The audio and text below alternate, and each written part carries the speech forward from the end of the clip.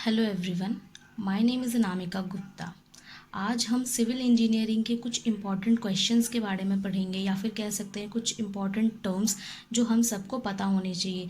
Basically ये वो questions हैं जो किसी भी इंटरव्यू के टाइम पे पूछे जाते हैं। बहुत ही बेसिक क्वेश्चंस हैं जो हम में से हर किसी को पता होने चाहिए। अगर आप सिविल इंजीनियरिंग कर रहे हैं और आपको ये बेसिक चीज़ें नहीं पता तो आप इस वीडियो को ज़रूर देखें।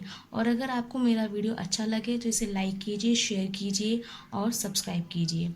ओके, तो पहला हम स्टार्ट करते हैं यूनिट वेट ऑफ स्टील। जो हमारी स्टील होती है उसका यूनिट वेट कितना होता है। तो हमारी जो स्टील होती है, ठीक है, जिसे हम यूज़ करते हैं रेनफोर्समेंट के अंदर यूज़ करते हैं, ठीक है, कंस्ट्रक्शन में, उसका जो यूनिट वेट होता है वो होता है 7850 किलोग्राम पर मीटर क्यूब। ये स्टैंडर्ड है और ये हमेशा सेम रहता है।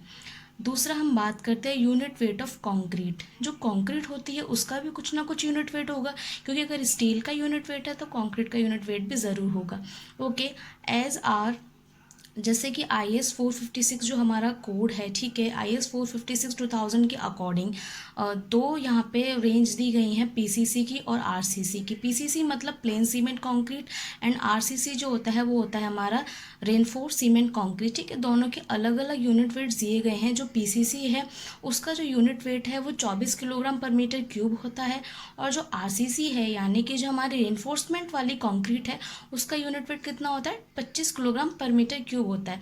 अच्छा, अब हम सोचने वाली बात यह है कि जो कंक्रीट के जो यूनिट वेट है वो कैसे हम पता लगाएंगे, कैसे डिपेंड करते हैं। तो जो कंक्रीट का जो यूनिट वेट होता है वो डिपेंड करता है एग्रीगेट्स के टाइप पर, उसके साइज़ पर, ठीक है, आप कौन सा एग्रीगेट यूज़ कर रहे हो, कितना कोर्स है एग्रीगेट, ठीक है, ये सब पे डिपेंड करता है।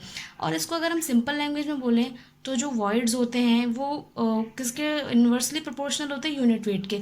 अगर वॉइड्स ज़्यादा हैं आपके कंक्रीट मिक्सचर के अंदर, जो जो यूनिट वेट होगा वो भी क्या होगा, कम होगा।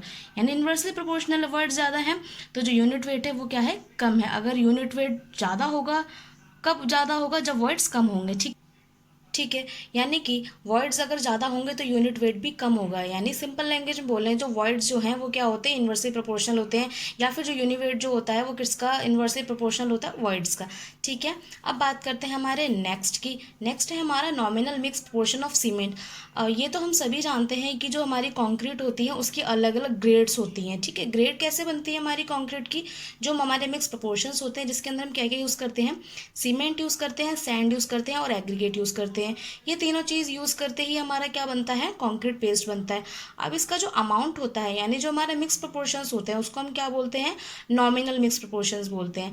नॉमिनल मिक्स प्रोपोर्शन के अंदर जो रेंज आती हैं कौन कौन सी आती हैं, M7.5, M10, M20 and M25, ठीक है। तो सबसे पहले हम इनके मिक्स प्रोपोर्शंस देख लेते हैं, इनके मिक्स प्रोपोर्शंस क्या क्या होते हैं। तो जो M7.5 जो होता है कॉन्क्रीट, उसका जो मिक्स प्रोपोर्शन होता है वो होता है 1:4:8, यानी 1:4:8। 1 पार्ट इसके अंदर सीमेंट होता है, 4 पार्ट हम सैंड लेते हैं और 8 पार्ट हम क्या लेते हैं, कोर्स एग्रीगेट लिया जाता है, ठीक है, और वाटर लिया जाता है अकॉर्डिंगली, ठीक है, जितनी रिक्वायरमेंट है। दूसरा हम बात करते हैं M10 की। M10 का जो रेशियो होता है वो होता है 1:3:6 होता है।